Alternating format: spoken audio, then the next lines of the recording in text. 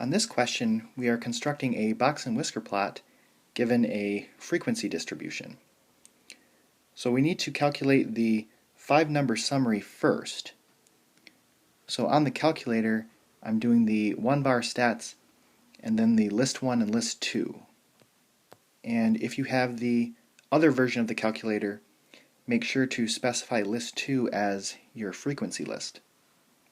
So the min will be 4, Q1 is 6, Q2 is 7, Q3 is 8, and the max will be 10. So the Box-And-Whisker plot is going to look something like this.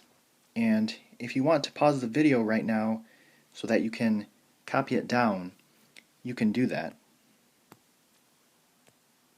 Now, I also want to show how you can make Box-And-Whisker plots on your calculator. And you don't have to do it, but I just want to show it because it's kind of fun.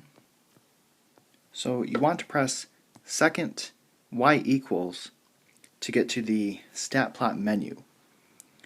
And then you want to select number 1. And you want to make sure that your screen matches mine.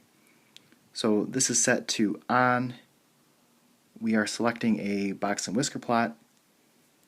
The X list is L1 and the frequency list is L2. And then if you go to zoom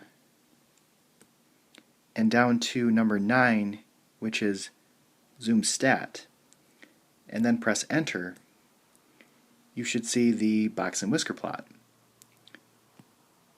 If you press trace, then it will start showing the 5-number summary. So then press to the right and we can see the min is 4, Q1 is 6, the median or Q2 is 7, Q3 is 8, and the max is 10.